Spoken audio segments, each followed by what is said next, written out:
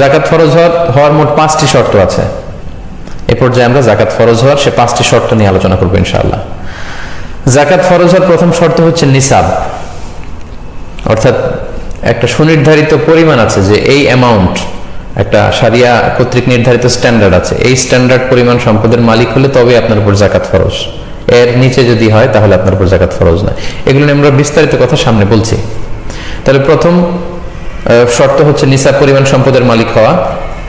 2 নম্বর শর্ত হচ্ছে যেটাকে আরবিতে বলে হালানিল হাউল, 1 বছর অতিক্রান্ত হওয়া, সেটা চান্দ্র বৎসর, পুরো 1 বছর আপনার কাছে ওই নিসাব পরিমাণ সম্পদ থাকা, এটা হচ্ছে দ্বিতীয় শর্ত। 3 নম্বর শর্ত হচ্ছে আল মিলকিয়া, ওনারশিপ, সেটা আপনার সম্পদ হওয়া।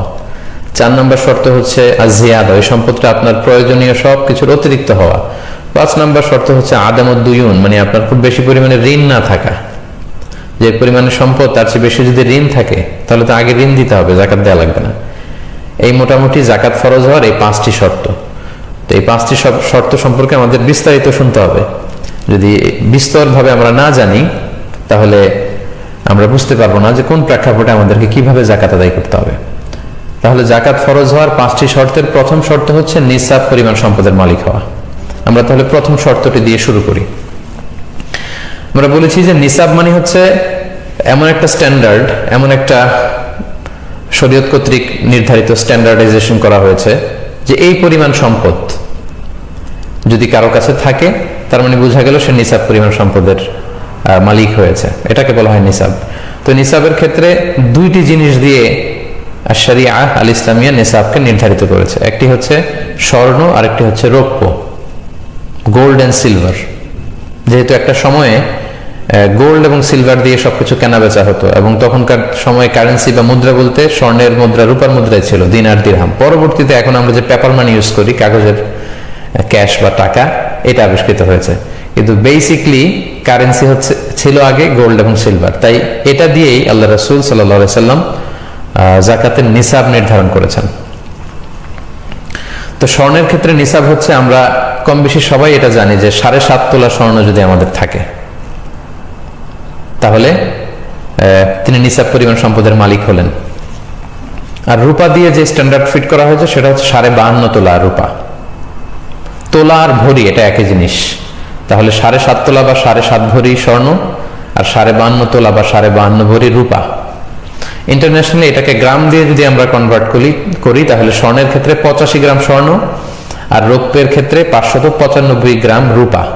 এই যে 2টা স্ট্যান্ডার্ড, গোল্ডের স্ট্যান্ডার্ড 7.5 ভরি বা 85 গ্রাম স্বর্ণ, আর রূপার জন্য স্ট্যান্ডার্ড হচ্ছে 52.5 ভরি বা 52.5 তোলা, যেটাকে গ্রাম দিয়ে বললে 595 গ্রাম।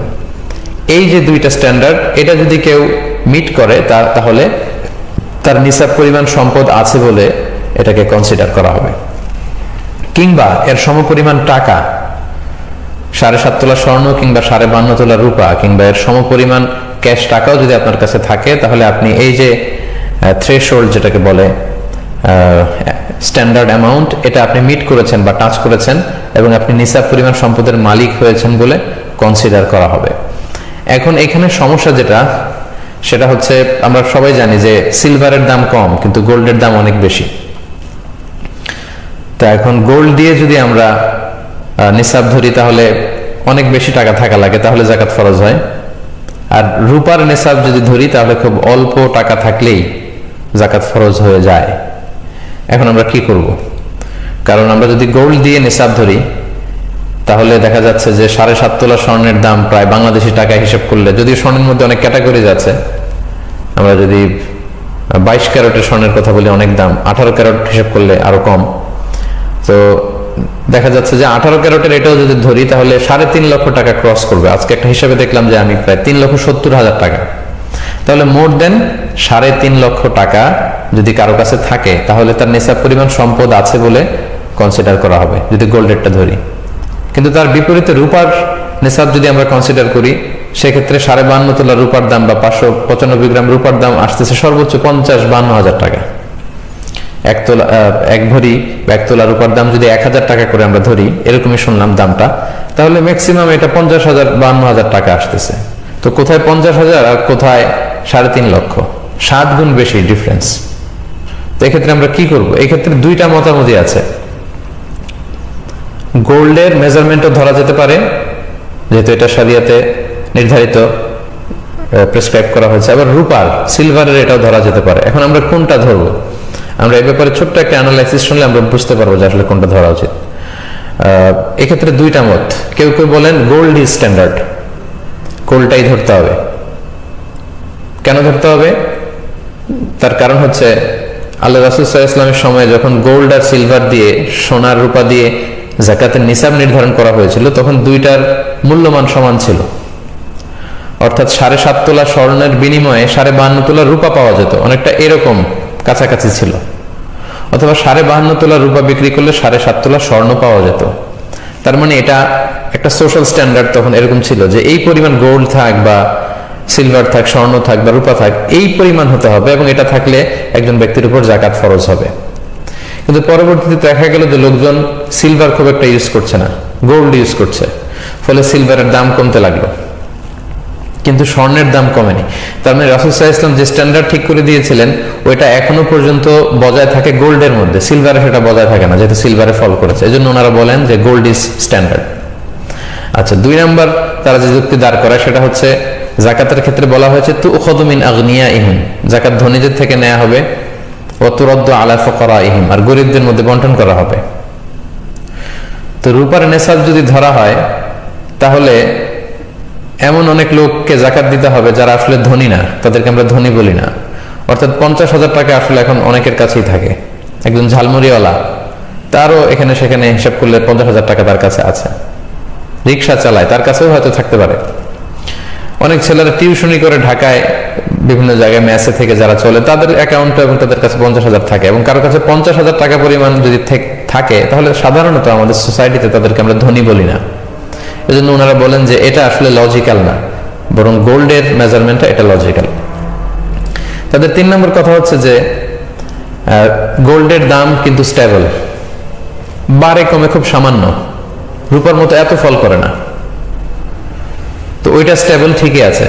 রূপা কমতে শুরু করেছে, তাদের কথা হচ্ছে রূপা কমতে কমতে যদি আরো কমে যায়, দাম যদি অনেক কমে যায়, তখন এই যে থ্রেশহোল্ড বা এই যে স্ট্যান্ডার্ডটা দাঁড় হবে রূপার ক্ষেত্রে, সেটা অনেকটা হাস্যকর হবে যে এই পরিমাণ টাকা থাকলে যাকাত দিতে হবে, কিন্তু হাদিসে বলা হচ্ছে ধনীদের দিতে হবে। তো এই পরিমাণ টাকা কারো কাছে থাকলে তাদেরকে তো আমরা ধনী বলি না, এটা হচ্ছে ওনাদের যুক্তি। আর রূপাকে নেসাব ধরতে হবে যারা বলে, তাদের যুক্তি হচ্ছে যাকাতটা গরিবের হক। সো এমন নিসাব আমাদের ধরা উচিত যেটা ধরলে গরিবরা বেশি উপকৃত হবে। আপনি যদি রূপার নিসাব ধরেন, অর্থাৎ 50-52 হাজার টাকা যদি আপনি নিসাবের অর্থ ধরেন, তাহলে অনেক লোককেই যাকাত দিতে হয়, ফলে একটা বিশাল সংখ্যক গরিব লোকেরা এ থেকে উপকৃত হবে, বেশি সংখ্যক লোক যাকাত দান করবে, ফলে উপকৃত হবে। তো রূপার নিসাবটা ধরলে যেটা লাভ হয়, দুই দিক থেকেই লাভ। যিনি যাকাত দিচ্ছেন তারও লাভ, যিনি নিচ্ছেন তারও লাভ। যিনি দিচ্ছেন তার লাভ হচ্ছে তিনি সওয়াব পেয়ে ধন্য হচ্ছেন, কারণ হাদিসে আছে যে এটা পাহাড় সম হয়ে ফিরে আসে, হাত্তা তাকুনা মিসলাল জাবাল। আপনি যে যাকাত দান করবেন এটা বিফলে যাচ্ছে না, এটা পাহাড় সমান বড় করে আল্লাহ তাআলা আপনাকে ফিরিয়ে দিবেন। আবার এই বিশ্বাসটা আমাদের থাকতে হবে।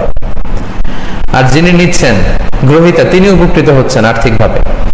তাহলে রূপার নেসাব যদি এটাকে যদি আমরা স্ট্যান্ডার্ড ধরি, তাহলে দুই দিক থেকে সুবিধা, দাতা এবং গ্রহীতা উভয়ই লাভবান। দাতা লাভবান হচ্ছে আখিরাতে, এবং যেই লাভটা আমাদের খুব বেশি দরকার। আর গ্রহীতা লাভবান হচ্ছে দুনিয়াতে, দারিদ্রতা বিমোচনের ক্ষেত্রে এটা বিশাল একটা ভূমিকা পালন করবে। So with all this aspects and discussion, দুই দিকের সব যুক্তি তথ্যপাত্য আমরা পেশ করার পরে আমরা এই সিদ্ধান্তে আসতে পারি যে আমরা রূপার যে নেসাবটা, এইটা সাজেস্ট করা উচিত। এটা সাজেস্ট করলে সবারই লাভ, যিনি দিচ্ছেন তারও লাভ, সওয়াব পেতে ধন্য হচ্ছেন, আর যিনি নিচ্ছেন, যেহেতু এটা গরিবদের হক, গরিবরাও অনেক উপকৃত হচ্ছে। কিন্তু স্বর্ণের নিসাবটা ধরলে কিন্তু অনেকের জন্য যাকাত ফরজ হচ্ছে না। বাট এখানে একটা জিনিস খেয়াল রাখতে হবে, যেহেতু আল্লাহ রাসূল সাল্লাল্লাহু আলাইহি ওয়াসাল্লাম স্বর্ণেরও নিসাব উল্লেখ করেছেন, কেউ যদি স্বর্ণের নিসাবটা ধরে এবং তার কাছে যদি মনে হয় যে না এটা বেশি লজিক্যাল, রূপারটা আমি ধরবো না, তাহলে এটাও ঠিক আছে। স্বর্ণের নিসাব অনুযায়ী যদি কেউ যাকাত আদায় করে, তার যাকাতও আদায় হয়ে যাবে। তার যাকাত যে আদায় হয়নি এমনটা বলা যাবে না। কিন্তু আমরা যেহেতু যাকাতটা গরিবের হক, আনফা আলিল ফুকারা, সেহেতু আমরা রূপারটাকে সাজেস্ট করি, তাহলে যিনি দিচ্ছেন যিনি পাচ্ছেন উভয়ই উপকৃত হবেন। আশা করি নিসাবের প্রথম যে শর্ত জাকাত ফরজ হওয়ার নিসাব, এ ব্যাপারে আপনারা ব্যাপারটা বুঝতে পেরেছেন এবং ক্লিয়ার হয়েছেন আশা করছি। এবার জাকাত ফরজ হওয়ার দ্বিতীয় শর্তের দিকে আমরা যাই। দ্বিতীয় শর্ত আমরা বলেছিলাম যে হাল আনিল হাউল, অর্থাৎ 1 বছর পূর্ণ হওয়া। এই যে আপনি রূপার নিসাবের মালিক হলেন, লেটসে 50,000 টাকাই ধরুন, লেটসে 50,000 বিডি টাকা। এই টাকার মালিক যেদিন আপনি হবেন, আল্লাহ তাআলা এই পরিমাণ টাকা বা গোল্ড বা সিলভার যদি আল্লাহ আপনাকে মালিক বানায়, তখন ওই ডেটটা আপনাকে টুকে রাখতে হবে। কারণ আল্লাহ তাআলা আপনাকে যে নিসাবের যে সীমা, ওই সীমায় পৌঁছিয়েছেন। আপনি আল্লাহ শুকরিয়া করে ওই ডেটটা টুকে রাখবেন। যখন আপনি এই পরিমাণ সম্পদের মালিক হয়েছেন, আপনার ডায়েরিতে টুকে রাখবেন যে এত তারিখে আল্লাহ তাআলা আমাকে নিসাব পরিমাণ সম্পদের মালিক বানিয়েছে। এবং বানানোর পরে আপনি অপেক্ষা করবেন যে 1 বছর পরিমাণ সময়, 1 বছরের এই দীর্ঘ পিরিয়ড অফ টাইমে এই পরিমাণ টাকা আপনার কাছে থাকে কিনা, এটা স্টেবিলিটি কতটুকু, সারিয়ে এটা দেখতে চাই। হুট করে কেউ টাকার মালিক হলেই তাকে জাকাত দিতে হয় না, বরং এটা 1 বছর অতিক্রান্ত হয় কিনা এটা দেখতে হবে। এই 1 বছর পরিমাণ আপনার ফিনান্সিয়াল অবস্থা ভালো থাকাটাকেই হাল আনিল হাউল বলা হচ্ছে। 1 বছর পরিমাণে নিসাব পরিমাণ সম্পদ থাকতে হবে, তাহলে আপনার উপর জাকাত ফরজ হবে, তা না হলে নয়। হুট করে জাকাত ফরজ হয় না। তো এখানে বছরের হিসাব যদি আপনি করেন, সেক্ষেত্রে আপনাকে চান্দ্র বছরের হিসাব করতে হবে, সৌর বছর না। এই যে আমরা জানুয়ারি, ফেব্রুয়ারি, মার্চ হিসাব করছি, এটাকে বলা হয় সোলার ইয়ার, সোলার ক্যালেন্ডার অনুযায়ী। কিন্তু আপনি জাকাতের হিসাব যখন করবেন, আপনাকে লুনার ইয়ার ধরে হিসাব করতে হবে, মানে চান্দ্র বৎসর, যেটা হয় 354 দিনে 1 বছর হয়। আর সোলার ইয়ার বা সৌর বছর হয় 365 দিনে, প্রায় 11 দিনের গ্যাপ। তাহলে 2 নম্বর শর্ত হচ্ছে হাল আনিল হাউল, এই সম্পদটা আপনার কাছে 1 বছর পরিমাণ থাকতে হবে। আশা করি এই ব্যাপারটাও বুঝেছেন। 3 নম্বর শর্ত হচ্ছে আল মিলকিয়া। আপনি নিসাব পরিমাণ সম্পদের মালিক হলেন, এটা 1 বছর আপনার কাছে আছে। কথা হচ্ছে এই সম্পদটা আপনার পরিপূর্ণ মালিকানায় আছে কিনা, যেটাকে ওনারশিপ বলে। যে সম্পদটা আপনার আছে, এই সম্পদের উপর আপনার কমপ্লিট ওনারশিপ এস্টাবলিশ হতে হবে। মানে এটা একেবারে আপনার নিজের হস্তগত, আপনার কাছে আছে বা আপনার আওতায় আছে, আপনি চাইলেই সেখান থেকে খরচ করতে পারেন, এরকম হতে হবে টাকাটা।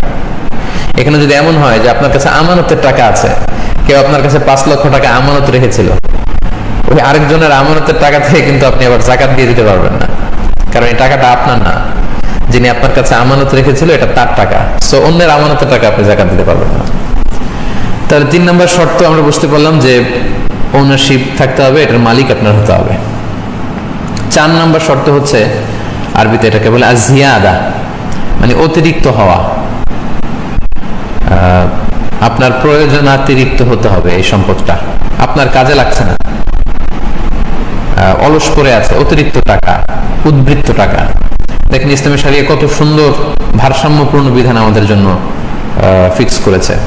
ইসলাম বলছে যে তোমার সকল খরচ, আপনার পার্সোনাল এক্সপেন্সেস যা আছে, আপনার ফ্যামিলি এক্সপেন্সেস, আপনার ট্রান্সপোর্টেশনের জন্য যে খরচ লাগে, আপনার অ্যাকোমোডেশন বা লিভিং কস্ট, যেই ফ্ল্যাটে আপনি থাকছেন ওই ফ্ল্যাটের ভাড়া আপনি ঠিক মতো দিতে পারছেন, আপনার বাচ্চাদের স্কুলিং, আপনাদের মেডিকেল এক্সপেন্সেস, যেটা চিকিৎসার জন্য যত খরচ, এসব যাওয়ার পরে, ইভেন আপনার হালাল এন্টারটেইনমেন্টের পরে, আপনি প্রতি বছর কোথাও ট্যুর করেন বা বেড়াতে যান, এগুলোর খরচও ঠিকঠাক মতো চলছে। অর্থাৎ আপনার খাওয়া দাওয়া, চলা ফেরা, বাচ্চাদের পড়াশোনা, একটা সম্মানজনক লাইফ লিড করার পরে যদি প্রতি মাসেই আপনার কাছে এরকম 50-52 হাজার টাকা অতিরিক্ত থেকে যায়, এবং এটা পুরো বছর ব্যাপী আপনার কাছে থেকে যায়, ঠিক তখন আপনার উপর যাকাত ফরজ হয়, এর আগে না।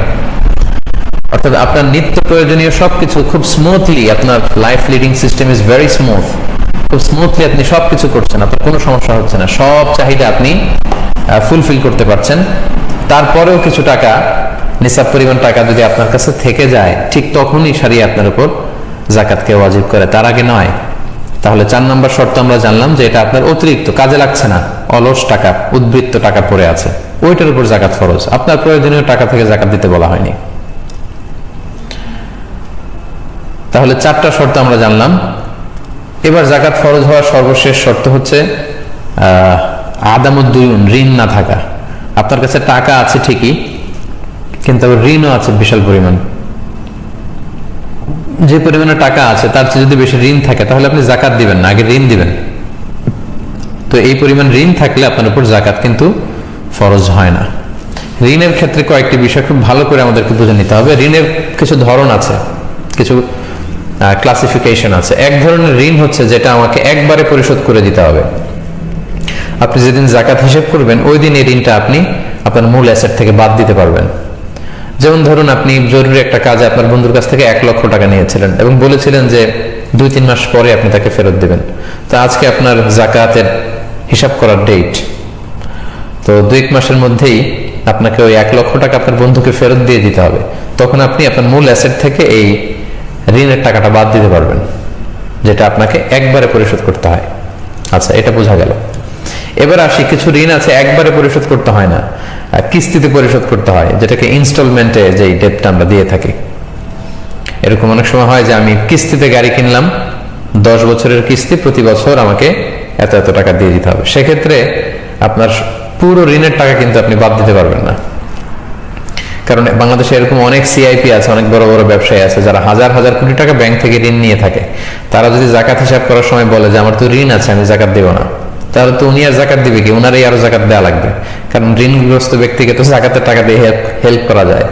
তো এই ধরনের বড় ব্যবসায়ী যারা আছে ওনারা এটার আওতাভুক্ত নয়। এখানে আমি স্বাভাবিক ঋণের কথা বলছি। আপনার জরুরি প্রয়োজনে, বেসিক নিডস পূরণের জন্য আপনি যেই ঋণ করেছেন, সেই ঋণ যদি কিস্তিতে পরিশোধযোগ্য ঋণ হয়, ইনস্টলমেন্টের ঋণ হয়, সেক্ষেত্রে আপনি পুরো ঋণের টাকা বাদ দিতে পারবেন না। আপনি বাদ দিবেন হচ্ছে ম্যাক্সিমাম 12 মান্থস, 12 মাসের ঋণ। কারণ জাকাতের হিসাবটা হচ্ছে এটা ইয়ারলি একটা ক্যালকুলেশন, 1 বছরের হিসাব। তো সামনের 1 বছরে আপনার কত টাকা কিস্তিতে ঋণ পরিশোধ করতে হবে সেটা আপনি বাদ দিতে পারবেন, মানে 12 মাস। 12 মাসে আপনি কত ঋণ পে করবেন শুধু অতটুকু বাদ দিতে পারবেন, এর চেয়ে বেশি আপনি বাদ দিতে পারবেন না। আর ঋণের ক্ষেত্রে 3 নম্বর কথা হচ্ছে, কোনো লাক্সারি আইটেম কেনার জন্য যদি আপনি ঋণ করেন, ধরুন আপনার গাড়ি আছে, এরপর আপনি আপনার শখের জন্য ঋণ করে 5 কোটি টাকা দিয়ে একটা গাড়ি কিনলেন, ওই ঋণ কিন্তু বাদ দেওয়া যাবে না জাকাত থেকে, কারণ আপনি লাক্সারি পণ্যের জন্য ঋণ করেছেন। আপনার একটা বাংলো বাড়িতে আপনি থাকেন, অপ্রয়োজনে আরো কয়েকটা বাংলো বাড়ি ঋণ করে কিনলেন, সেই ঋণের টাকা জাকাতের হিসাব থেকে কিন্তু আপনি বাদ দিতে পারবেন না। আশা করি এই ঋণের পয়েন্ট আপনারা বুঝতে পেরেছেন। তাহলে এই 5টি শর্ত যদি কারোর মধ্যে পাওয়া যায়, সে নিসাব পরিমাণ সম্পদের মালিক হয়েছে এবং সেটা 1 বছর পূর্ণ হয়েছে, পাশাপাশি ওটার উপর পরিপূর্ণ তার ওনারশিপ ছিল, এস্টাবলিশমেন্ট হয়েছে, এবং এই টাকাটা তার অতিরিক্ত কাজে লাগছে না, অলস পড়ে আছে, এবং তার ঋণ নেই। এই 5টি শর্ত যদি কারোর মধ্যে পাওয়া যায়, তাহলে সেই ব্যক্তির উপর জাকাত ফরজ। তাহলে জাকাত ফরজ হওয়ার যে 5টি শর্ত, আশা করি এই আলোচনার মধ্য দিয়ে আপনারা বুঝতে পেরেছেন।